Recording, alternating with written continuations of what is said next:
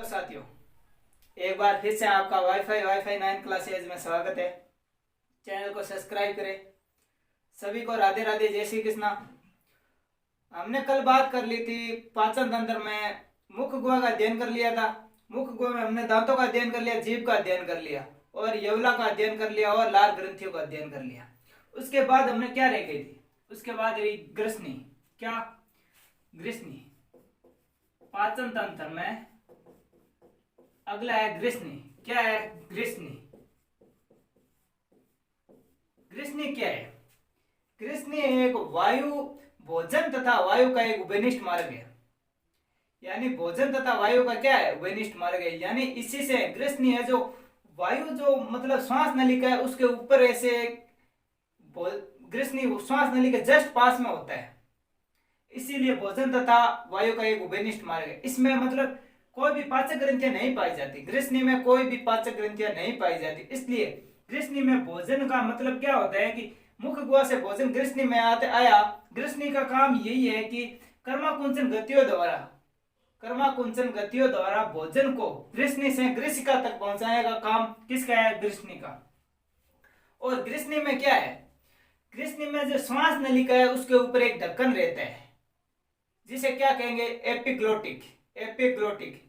ये ढक्कन का काम ये है कि जब हम भोजन करते हैं तो भोजन का टुकड़ा उस श्वास नली में ना चला जाए, इसलिए वो ढक्कन उस श्वास नली के ऊपर रहता है। कभी कभी बार क्या होता है कि श्वास नली जब भोजन लेते हैं तो श्वास साथ में चला जाता है, तो वो एपिग्लोटिक ढक्कन खुल जाता है, जिसकी वजह से भोजन का टुकड़ा है जो क्या श्वास नली में चला जाता है। तब क्या आ जाती है? हमें हिचकी आने लग जाती है। और लोग क्या कहेंगे? यही कहेंगे कि हमें कोई याद कर रहा है। याद नहीं कर रहा है, बल्कि वो भोजन का टुकड़ा जब श्वास नली में चला जाता है तब हिचकी आने लगती है। बाकी ग्रसनी के बारे में लिख लेते हैं। ये भोजन तथा वायु का उभयनिष्ठ मार्ग है। उभयनिष्ठ मार्ग है। अगला लिखो, इसमें कोई भी पाचक ग्रंथियां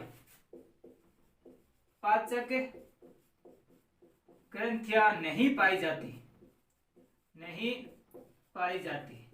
इसीलिए इसमें कोई भी पाचक एंजाइम नहीं पाया जाता है और यहां से सीधा इसकी कर्माकुंचन गतियों द्वारा क्या होता है? भोजन ग्रसनी से ग्रसिका तक पहुंचा जाता है। इसमें कर्माकुंचन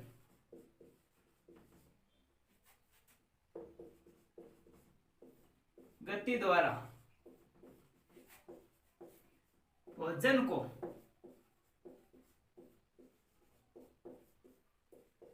ग्रसनी से ग्रसिका तक पहुंचाने का काम, ग्रसिका तक पहुंचाने का काम, ये है ग्रसनी में। अब ग्रसनी में एक क्या होती है? श्वास नली। श्वास नली के ऊपर ढक्कन होता है, इसे हम क्या कहेंगे? इस ढक्कन को क्या कहेंगे? एपिग्लोटिक। एपिग्लोटिक। एपिग्लोटिक, या इसे बोलेंगे हम घाटी ढक्कन। क्या बोलेंगे? घाटी ढक्कन।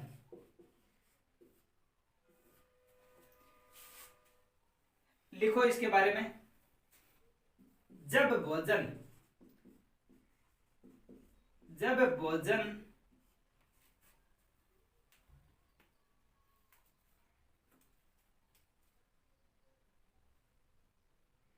लिखो एक बार।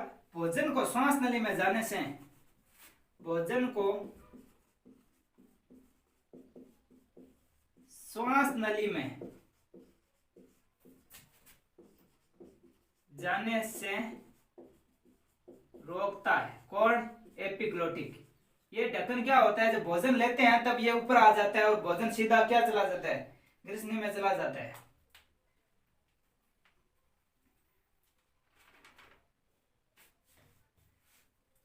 लिख लिया। आगे हम ग्रसनी के बाद क्या आएगा? ग्रसिका। ग्रसिका को देख लेते हैं। ग्रसिका ये भी क्या है? एक ग्रीसिका ग्रीसनी की तरह ही ये इसमें भी कोई भी पाचक एंजाइम नहीं पाया जाता है, इसलिए इसमें भी कर्माकुंचन गतियों द्वारा भोजन क्या होता है, ग्रीसिका से अमाशय तक पहुंचाया जाता है। लिखो ग्रीसनी,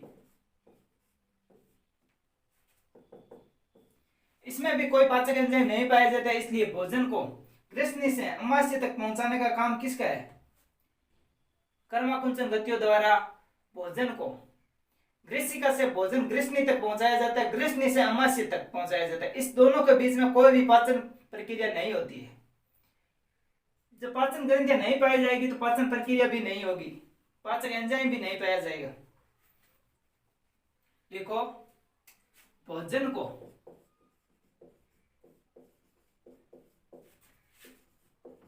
अमाशय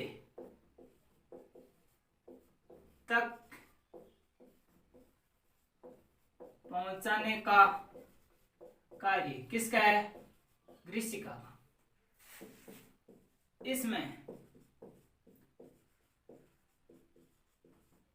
कर्माकुंचन गतियों द्वारा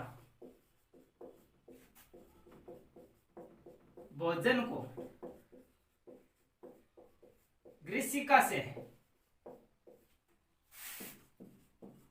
अमाशय तक पहुंचाया जाता है,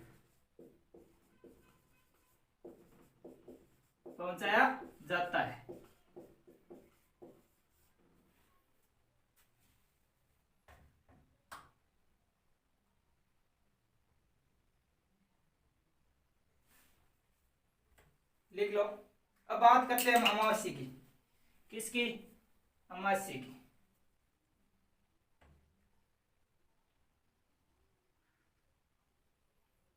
लिख लिया। अब बात आती है अमावस्या की। जैसे ही भोजन ग्रीसिका से अमावस्या में पहुंचता है तो अमावस्या में क्या होता है,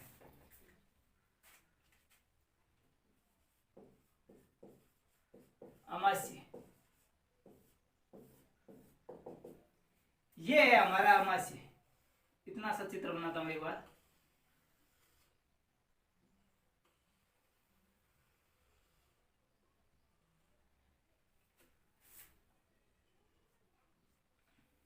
अमावस्या में क्या होता है, जैसे ही भोजन ग्रीसिका से अमावस्या में पहुंचता है तो अमावस्या में क्या पाया जाता है, जठर ग्रंथियां पाई जाती है। क्या पाई जाती है, जठर ग्रंथियां। ये देखो, ये है हमारी जठर ग्रंथियां। इन जठर ग्रंथियों से क्या होता है, जठर रस का स्त्राव होता है। अमावस्या ग्रीसिका से, लिखो ग्रीसिका से, ये हो गई ग्रीसिका और ये हो गया अमावस्या और ये हो गई जठर ग्रंथियां। लिखो ग्रीसिका से भोजन जैसे ही अमावस्या में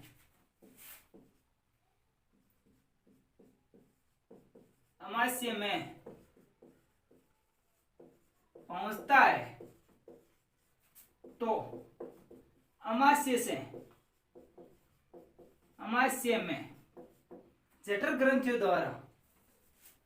में जठर ग्रंथियों द्वारा जठर रस का स्त्राव होता है। क्या होता है, जठर रस का स्त्राव होता है। अमावस्या जैसे ही ग्रीसिका से भोजन है ना अमावस्या तक पहुंचेगा तो अमावस्या में क्या होगा, जठर ग्रंथियों से जठर रस का स्त्राव होगा। अब जठर रस क्या है, क्या पाया जाता है जठर रस में, जठर ग्रंथियों से जैसे ही जठर रस निकलता है, इसका अमावस्या में क्या काम है, लिख लिया।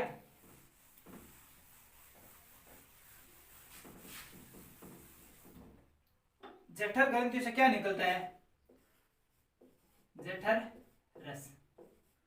अब जठर रस में क्या पाया जाएगा, अब आपको पता है कि जठर रस का पीएच मान कितना होता है, पीएच मान होता है इसका 1.2 से 1.4। पीएच मान 1.2 से 1.4। अब जठर रस में चार पांच प्रकार के एंजाइम। एक निकलता है HCl, हमारा HCl। जठर रस में एक HCl पाया जाएगा, यानी हाइड्रोक्लोरिक एसिड, हाइड्रोक्लोरिक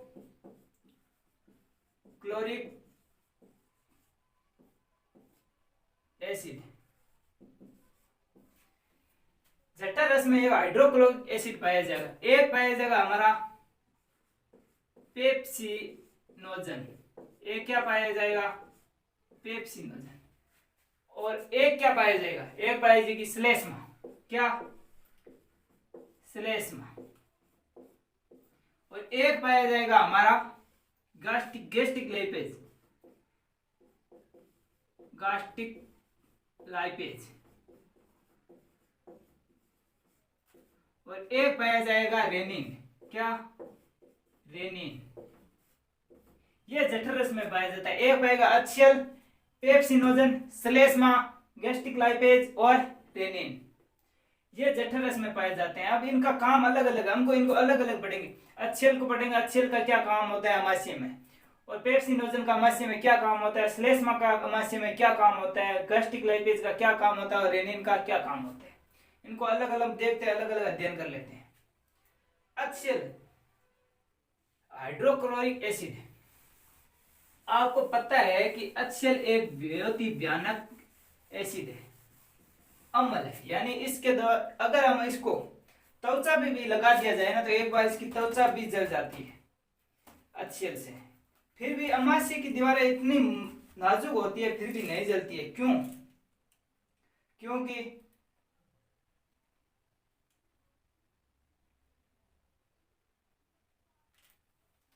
बात करते हैं HCl की, देख लेते हैं। HCl जठर रस में पाया जाने वाला HCl हाइड्रोक्लोरिक एसिड, हाइड्रोक्लोरिक अम्ल, हाइड्रोक्लोरिक अम्ल। HCl का क्या काम है? HCl का काम है कि भोजन के साथ आए अपशिष्ट एवं हानिकारक पदार्थों यानी सूक्ष्म जीवों को नष्ट करने में क्या काम करता है HCl। जैसे हमारे शाम का भोजन बचा हुआ है, भोजन में कुछ ना कुछ जीवाणु बैक्टीरिया होंगे, तो जब वो भोजन हम खाएंगे सुबह के टाइम में, तब क्या होगा, ये HCl का अमाशय में भोजन, जैसे ही अमाशय में भोजन पहुंचेगा, HCl जठर रस द्वारा HCl निकलेगा, तो HCl द्वारा उस भोजन में उस सूक्ष्म जीवों को नष्ट करने में क्या सहायता करता है, HCl। और HCl क्या करता है, HCl हमारे भोजन को अम्लीयता प्रदान करता है। HCl हमारे भोजन को क्या करता है, अम्लीयता प्रदान करता है। और HCl का क्या काम है, हमने पढ़ा था पेप्सिनोजन। क्या पढ़ा था, पेप्सिनोजन। ये क्या करता है कि HCl पेप्सिनोजन को, पेप्सिनोजन है जो जठर रस में निष्क्रिय अवस्था में होता है, HCl के द्वारा पेप्सिनोजन को सक्रिय अवस्था में लाया जाता है। यानी HCl द्वारा पेप्सिनोजन को सक्रिय अवस्था में लाने का काम किसका है, HCl का। लिख लो, भोजन के साथ, भोजन के साथ हानिकारक सूक्ष्म जीवों को नष्ट करने में कौन सा आएगा, HCl। अगला लिखेंगे, भोजन को अम्लीयता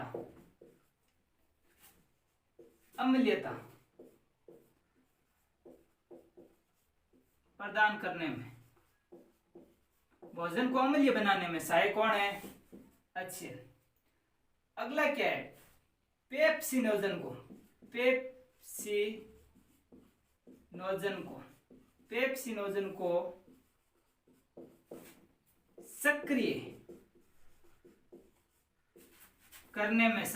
सक्रिय करने में सहायक कौन है, HCl। HCl हमारे पेप्सिन को सक्रिय करने में क्या है, सहायक है। यानी पेप्सिनोजन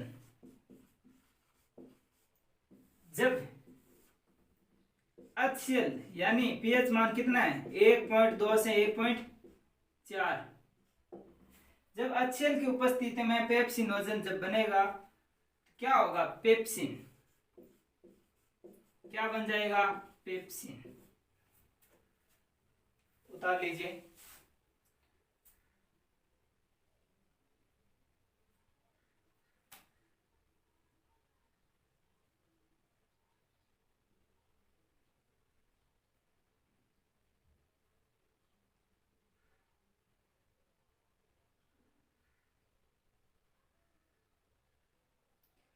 अब बात आती है HCl।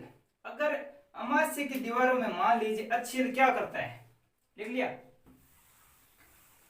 HCl है ना,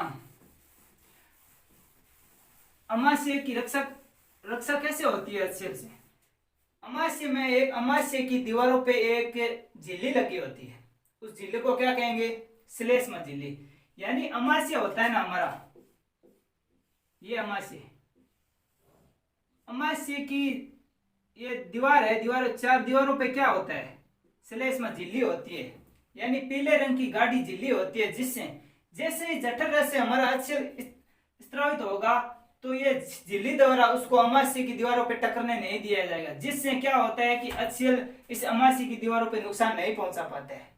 लेकिन कभी कभी बार क्या होता है कि हम जैसे हमें सुबह का नाश्ता करना है 8 बजे का, क्या करना है 8 बजे का, तो हमें क्या करना है 8 बजे नाश्ता करना है, हमने बजा दी 12, तो अमाशय क्या कहेगा, अमाशय को हमेशा की तरह पता है कि 8 बजे भोजन आएगा, तो ये क्या करेगा, जठर रस का स्त्राव कर देगा।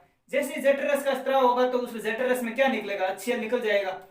जब HCl निकलेगा तो कुछ देर के लिए तो श्लेष्म झिल्ली से रोक के रखेगी, लेकिन जब HCl ज्यादा टकराएगा तो श्लेष्म झिल्ली कमजोर हो जाएगी, जिससे क्या HCl अमाशय की दीवारों से टकराने लगेगा, जिससे अमाशय की दीवारों में जलन पैदा होने लगेगी, जिसे हम क्या कहेंगे, एसिडेशन। क्या कहेंगे, एसिडिटी। एसिडेशन नहीं, एसिडिटी।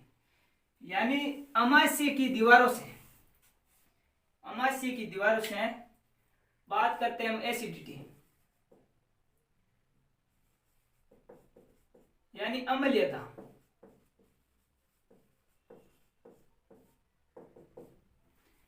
क्या होता है कि अमाशय की दीवारों से जठर रस का टकराने से अमाशय की दीवारों में जलन पैदा होती है, इसे ही क्या कहेंगे, एसिडिटी कहेंगे। लिखो, अमाशय की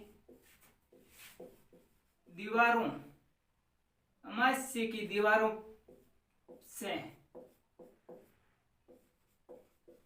जैसे ही HCl हाइड्रोक्लोरिक एसिड टकराता है तो अमाशय की दीवारों में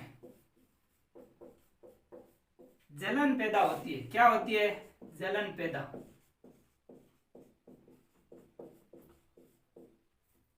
जिससे ही अम्लीयता यानी एसिडिटी कहते हैं। अब अम्लीयता हो तो गई, कभी कभी बार भूल हो भी जाती है, खाना 8 बजे खाना होता है 12 बजे खा लेते हैं, लेकिन इस एसिडिटी को दूर करने के लिए क्या करना होगा, हमें एसिडिटी को दूर करने के लिए भोजन, कारण क्या है एसिडिटी के, यानी भोजन की अनिश्चितता, भोजन को टाइम पे नहीं किया तो हो गया। और क्या होगा, धूम्रपान और चिगम का सेवन करने से क्या होती है, एसिडिटी हो जाती है। कैसे सर, चिगम का सेवन करने से कैसे होगी, क्योंकि हमारे जब भोजन करते हैं तो भोजन में क्या आती है, मुख गुहा को चबाते हैं, तो अमाशय को पता चल जाता है कि भोजन आ गया है, मुख गुहा में चबने लग गया है, तो अमाशय से जठर रस का स्त्राव हो जाता है, जठर रस से क्या होता है, HCl निकल जाता है। पर हम क्या करते हैं, जब चिगम को चबाएंगे तो अमाशय को तो यही लगेगा कि भोजन आ गया, तो वो जठर रस का स्त्राव कर देगा, लेकिन भोजन तो अभी तक आया ही नहीं, चिगम है मुंह में पड़ी है। तो इसीलिए जठर रस में HCl होगा तो HCl अमाशय की दीवार से टकराएगा तो क्या होगा, वहां जलन पैदा होगी, जिससे क्या होगी, एसिडिटी होगी। और क्या कारण हो सकता है, चाय कॉफी, मतलब चाय का सेवन करने से, कॉफी का सेवन करने से और अल्कोहल का सेवन करने से भी क्या होती है, एसिडिटी हो जाती है। और क्या होती है, मसालेदार सब्जियों का, अगर हम मान लीजिए ज्यादा मसालेदार सब्जियों का सेवन करते हैं तो हमें क्या हो जाती है, एसिडिटी हो जाती है। लिख लीजिए इसको एक बार पूरा।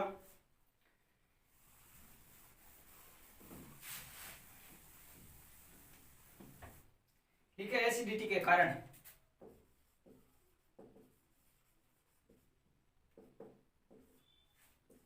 कारण लिखो, कारण।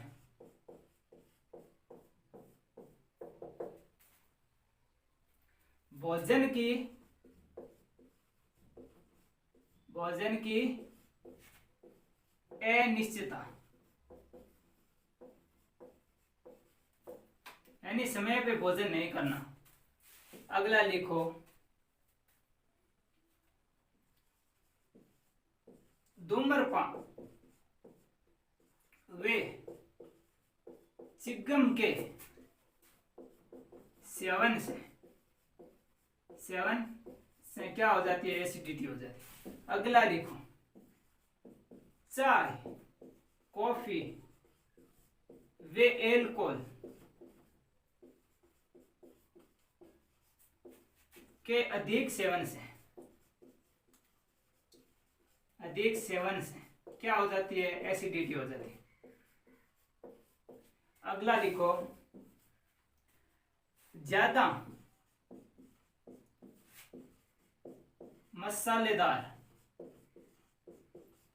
सब्जियों के सेवन से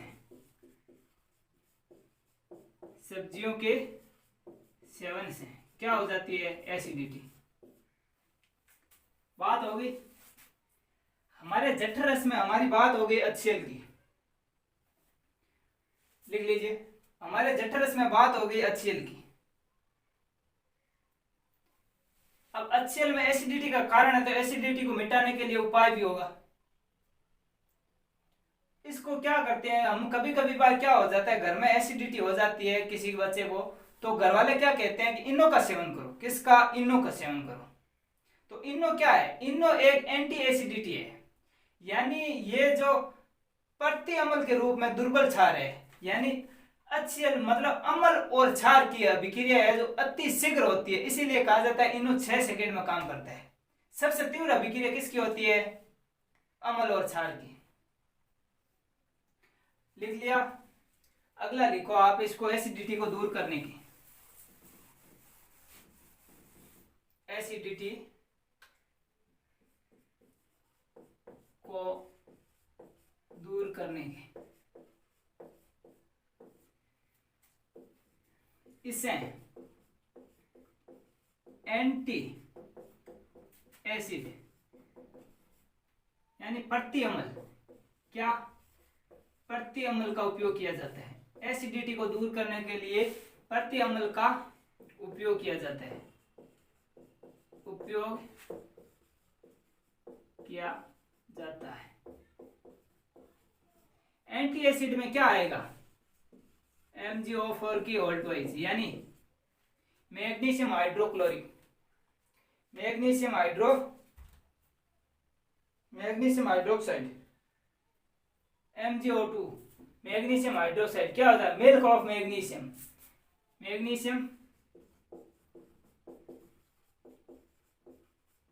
मैग्नीशियम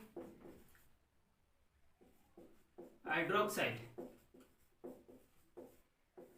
इसे कहेंगे मिल्क ऑफ मैग्नीशियम। क्या कहेंगे, मिल्क ऑफ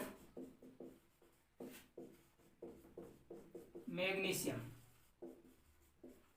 क्वेश्चन बन जाता है कि हमारी एसिडिटी को दूर करने के लिए किसका उपयोग किया जाता है, एंटी एसिडिटी। एंटी एसिडिटी में कौन सा कारक है, MgO4 की ऑल्टवाइज, यानी magnesium hydroxide, milk of magnesium का उपयोग किया जाता है। अब इसकी अभिक्रिया सबसे फास्ट होगी HCl के साथ। अगर हम Mg यानी मिल्क ऑफ मैग्नीशियम को अभिक्रिया कराएंगे तो क्या होगा,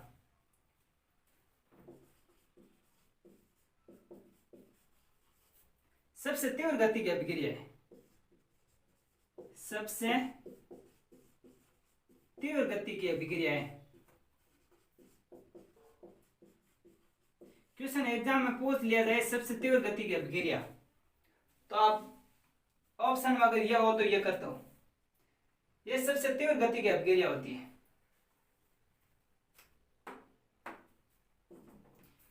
MgCl2H2 प्लस H2।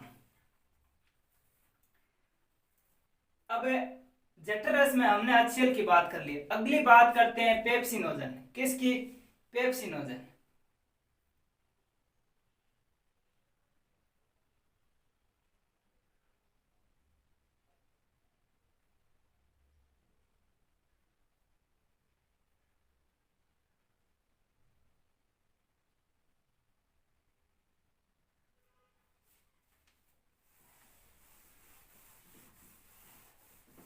बात करते हैं पेप्सिनोजन। अगला आता है पेप्सिनोजन। ये क्या है? अभी हमने बात की थी, ये निष्क्रिय अवस्था में पाया जाता है, अमाशय में ये निष्क्रिय अवस्था में पाया जाता है, लेकिन HCl की उपस्थिति में, यानी HCl इसे क्या कर देता है? सक्रिय अवस्था में।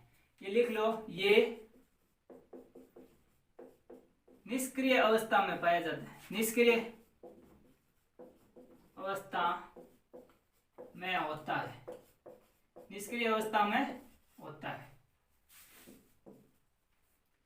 अब पेप्सिनोजन में क्या होता है? सबसे पेप्सिनोजन ये क्या करता है? जब सक्रिय अवस्था में होता है तो प्रोटीन का पाचन करता है। क्या करता है? प्रोटीन का पाचन। लिख लीजिए, ये प्रोटीन के पाचन में सहायक। आपको पता है कि अमाशय में, हमारे शरीर में सबसे ज्यादा प्रोटीन का पाचन कहाँ होता है? क्वेश्चन बनेगा, शरीर में सबसे ज्यादा प्रोटीन का पाचन कहाँ होता है?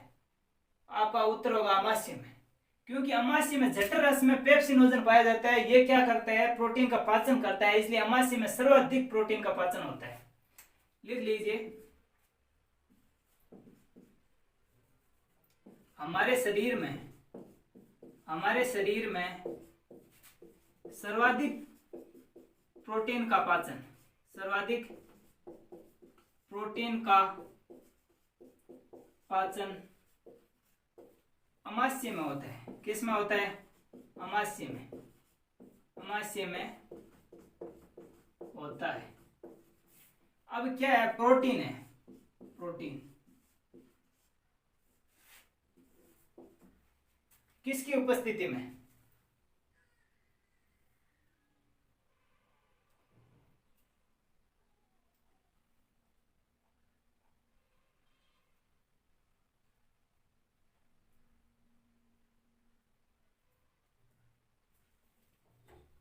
प्रोटीन नहीं, ये क्या है? निष्क्रिय अवस्था में पाया जाता है। हाँ, पेप्सिनोजन क्या पाया जाता है? निष्क्रिय अवस्था में, यानी पेप्सिनोजन निष्क्रिय अवस्था में पाया जाता है HCl की उपस्थिति में। पीएच मान 1 से 1.2 से 1.4 क्या बन जाता है? पेप्सिन। पेप्सिन HCl की उपस्थिति में सक्रिय अवस्था में पेप्सिन बन जाता है। अब जठर रस में हमने पेप्सिन की बात कर ली। अगला आता है श्लेष्मा। ये क्या है? ये अमाशय में क्या एक झिल्ली के रूप में काम करता है।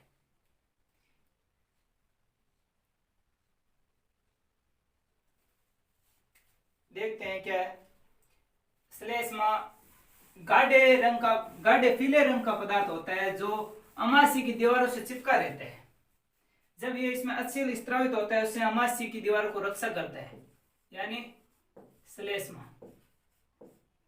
3 नंबर लिखो,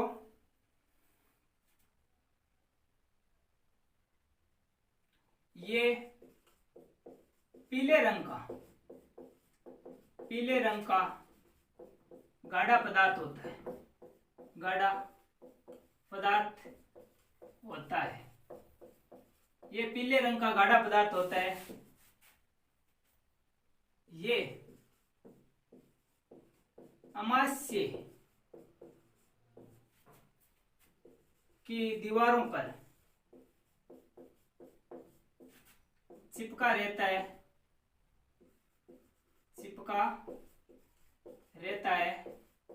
जो HCl से अमाशय की दीवारों की सुरक्षा करता है, दीवारों की सुरक्षा करता है। कौन? श्लेष्मा। लिख लिया श्लेष्मा को।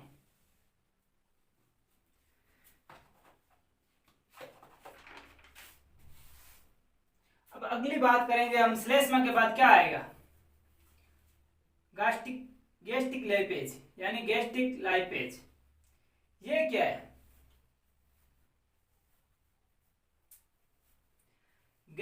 मतलब श्लेष्मा के बाद आएगा गैस्ट्रिक लाइपेज। ये गैस्ट्रिक लाइपेज क्या है? ये गैस्ट्रिक लाइपेज वसा का पाचन करता है। किसका पाचन करता है? वसा का। लिख लीजिए, गैस्ट्रिक लाइपेज। बात कर रहे हैं हम जठरस में गैस्ट्रिक लाइपेज की। ये क्या करता है? लिखो, ये वसा का पाचन करता है। किसका? ये वसा का पाचन। प्रोटीन का पाचन कौन करता है? पेप्सिनोजन। वसा का पाचन कौन करता है? Gastric lipase. वसा का पाचन करता है। यानी वसा क्या है? वसा गैस्ट्रिक लाइपेज की उपस्थिति में क्या बनाएगा? वश्य अम्ल। क्या बनाएगा? वश्य अम्ल। वश्य अम्ल। साथ में क्या बनाएगा? ग्लिसरॉल। वसा गैस्ट्रिक लाइपेज की उपस्थिति में वश्य अम्ल प्लस क्या बनाएगा? ग्लिसरॉल। ये हो गई हमारे जठरस में गैस्ट्रिक लाइपेज की बात। अब अंतिम रहा हमारा रेनिन। क्या रहा? रेनिन। अब रेनिन की बात करते हैं। देख लिया होगा रेनिन क्या होता है। रेनिन हमारे अंदर नहीं पाया जाता है। रेनिन क्या होता है? हमारे अंदर नहीं पाया जाता।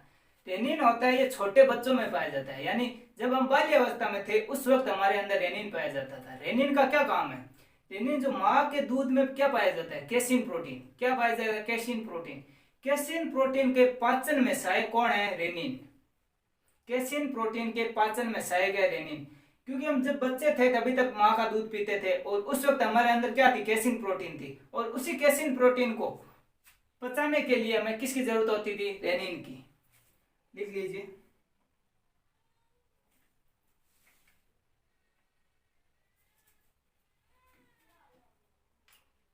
रेनिन।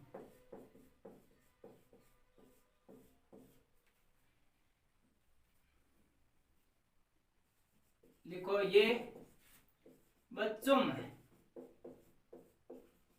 पाया जाता है। किस में पाया जाता है? बच्चों में पाया जाता है।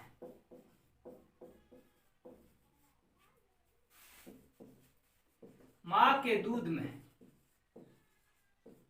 माँ के दूध में कैसिन प्रोटीन। क्या? कैसिन प्रोटीन पाई जाती है, जिसका पाचन करने के लिए, जिसका पाचन करने के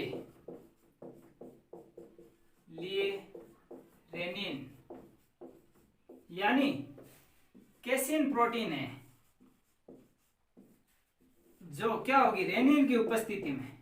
जब रेनिन इसका पाचन होगा, रेनिन की उपस्थिति में क्या बनेगी? पैराकेसिन। क्या बनेगी? पैराकेसिन। पैराकेसिन। ये हमने बात कर ली जठरस में। किस किस की बात कर ली? पहले की हमने अच्छेल की। किसकी बात की? अच्छेल की। उसके बाद हमने किसकी की? पेप्सिनोजन की। पेप्सिनोजन जो कि अच्छेल की उपस्थिति में क्या बनाता है? पेप्सिन बना देते हैं। उसके बाद हमने बात की, किसकी बात की? पहले हमने की एचसीएल की, उसके बाद की पेप्सिन की, पेप्सिनोजन की, और उसके बाद हमने किसकी बात की? श्लेष्मा की। श्लेष के बाद गैस्ट्रिक लाइपेज और उसके बाद श्लेष्मा यानी रेनिन। हमने बात कर ली जठर रस में पाए जाने वाली, दोबारा सुन लीजिए, हमने बात कर ली HCl की, HCl की बात कर ली। HCl के बाद हमने किसकी बात की? पेप्सिनोजन की। पेप्सिनोजन जो HCl की उपस्थिति में क्या बनाता है? पेप्सिन बनाता है। उसके बाद हमने बात की श्लेष्मा की, ये पीला गाढ़ा पदार्थ होता है। क्या होता है? पीला गाढ़ा पदार्थ होता है। उसके बाद हमने बात की थी गैस्ट्रिक लाइपेज, यह क्या करता है? वसा का पाचन करता है। और उसके बाद हमने बात की थी रेनिन की। रेनिन क्या करता है? जो बच्चों में पाया जाता है और कैसीन प्रोटीन को क्या होता है? रेनिन पेरा कैसीन में बदलता है। हमने बात हो गई। अब अमाशय की बात होगी। अमाशय के बाद हमारी क्या आएगी? छोटी आंत। क्या आएगी? छोटी आंत। अमाशय के बाद छोटी आंत। अमाशय में एक चीज और देख लेते हैं, ध्यान कर लेते हैं। जब क्या होता है, हमें जब उल्टी आती है तो उल्टी के समय क्या होता है कि भोजन जब तक अमाशय में रहता है तब तो उल्टी हमें भोजन अमाशय से हम बाहर निकाल सकते हैं, लेकिन जैसे ही अमाशय से छोटी आंत में चला जाता है फिर भोजन को हम नहीं निकाल पाते हैं। इसीलिए जब हमें उल्टी आती है तो भोजन कहां से आता है? अमाशय से। लिख लीजिए इस टॉपिक को नोट लगा के। नोट, उल्टी के समय भोजन अमाशय से, किससे? अमाशय से आता है। अमाशय से आता है। लिख लिया? उल्टी के समय भोजन कहां से आता है? अमाशय के।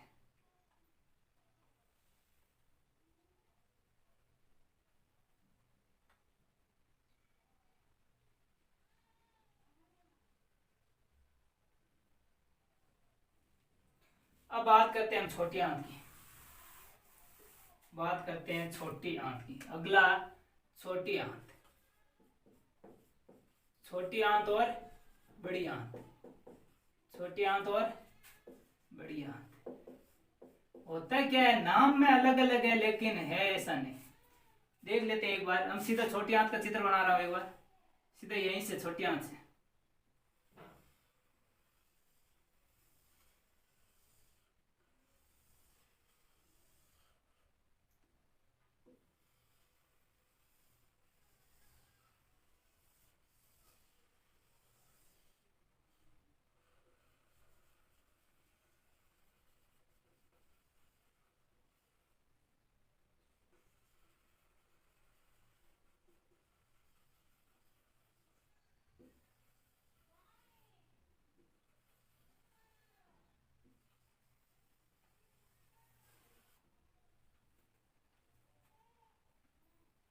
ये है छोटी आंत। क्या है? छोटी आंत। कौन सी? छोटी आंत। ये है बड़ी आंत।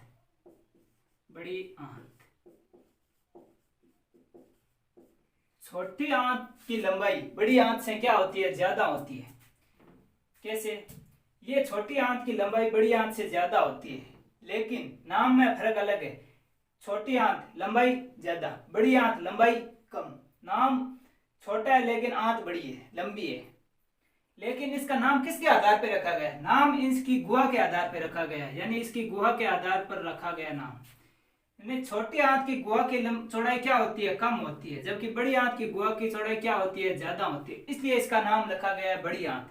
इसकी गुहा की चौड़ाई छोटी आंत की बजाय बड़ी है, चौड़ी है, इसलिए इसका क्या नाम? बड़ी आंत। और इसकी गुहा की चौड़ाई है जो क्या है? कम है, इसलिए इसको क्या कहा गया? छोटी आंत कहा गया।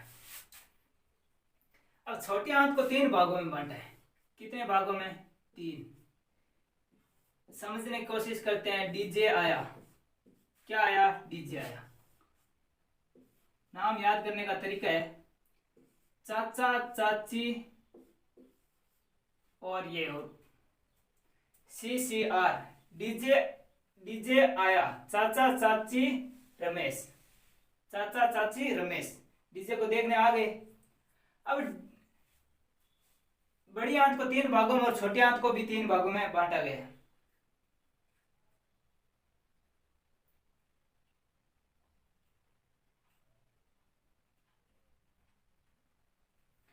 डी को क्या कहेंगे? डेडुनम।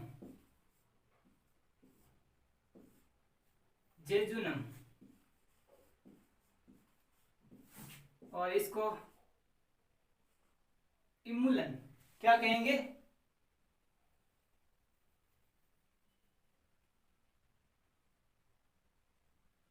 डेडुनम, जेजुनम और DJI। डेडुनम डी का हो गया डेडुनम, जे का हो गया जेजुनम, आई का हो गया इलियम। क्या हो गया? इलियम। क्या हो गया? इलियम। डीजे आया डेडुनम, जुजुनम, इलियम। चाचा चाची रमेश, यानी सी का हो गया सिक्कम, कोलम और रेक्टम। सिक्कम, कोलम और रेक्टम। सिक्कम, कोलम और रेक्टम। डीजे आया चाचा चाची Ramesh. Duodenum, jejunum, ileum. C का सिक्कम, सी का कोलम और आर का rectum. Duodenum, jejunum, ileum, caecum, colon, rectum. यानी छोटी आंत को भी 3 भागों में बांटा गया, बड़ी आंत को भी 3 भागों में बांटा गया। लिख लीजिए, आप इसको याद करना है। डीजे आया और सी चाचा चाची रमेश डीजे को देखने आए।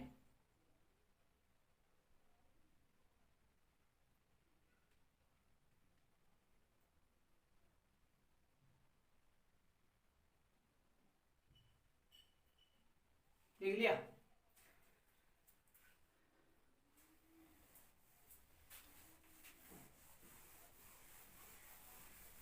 लिखो छोटी आंत के बारे में।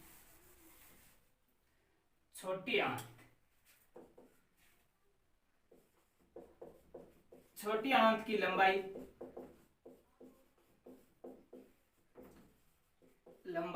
बड़ी आंत से ज्यादा होती है। क्या है? ज्यादा है। लेकिन छोटी आंत का व्यास बड़ी आंत से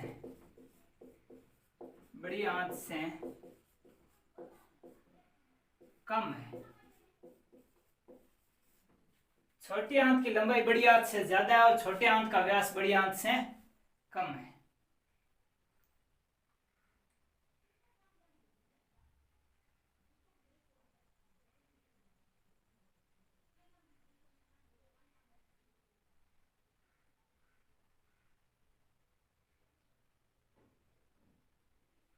लिख लिया? आगे जब क्या होता है, ये हमारा अमासी मतलब डेडुनम यानी ग्रहणी वाला भाग। डेडुनम को क्या कहेंगे? डेडुनम को क्या कहेंगे? ग्रहणी। डेडुनम को क्या कहते हैं? ग्रहणी।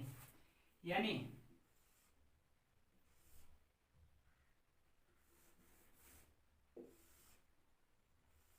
ये ग्रहणी वाले भाग में क्या होता है? ये हमारा क्या है? यकृत। और यहाँ पे क्या है? अग्नाशय। क्या है? अग्नाशय। और यहाँ पे क्या है? पित्ताशय। क्या है? पित्ताशय।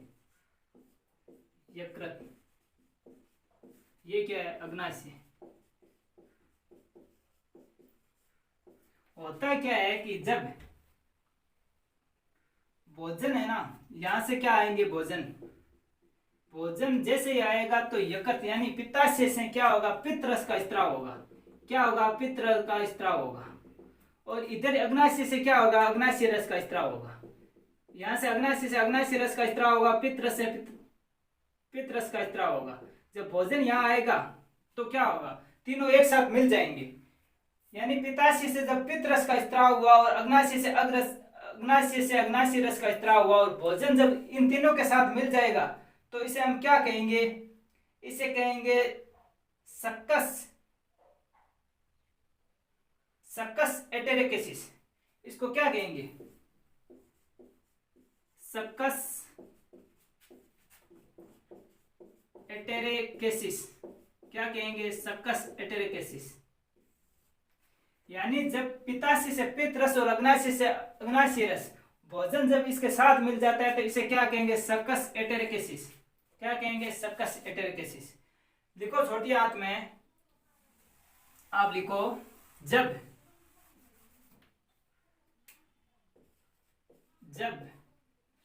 भोजन के साथ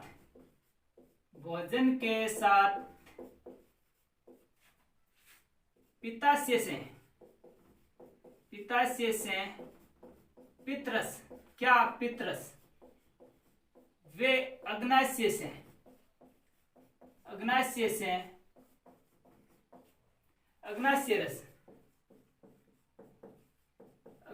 रस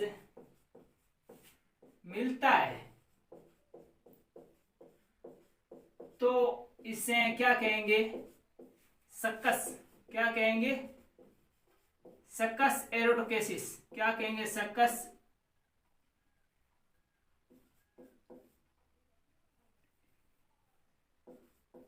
एरेटेकेसिस, सक्कस एरेटेकेसिस कहते हैं। क्या कहेंगे, सक्कस एरेटेकेसिस। जब भोजन के साथ पित्ताशय से पित्त रस एवं अग्नाशय से अग्नाशय रस मिलता है तो इसे हम एक साथ भोजन में मिलने को क्या कहेंगे, सक्कस एरेटेकेसिस।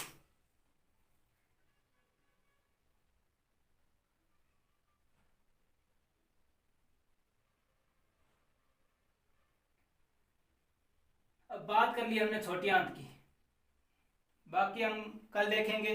चैनल को सब्सक्राइब करें, शेयर करें, चैनल को सब्सक्राइब करना ना भूलें। अगर कोई भी चीज़ समझ में नहीं आई हो तो आप कमेंट बॉक्स में कमेंट लिख के बोल दीजिए कि सर ये चीज़ समझ में नहीं आई। मैं पूरी कोशिश करूंगा उस चीज़ को समझाने की।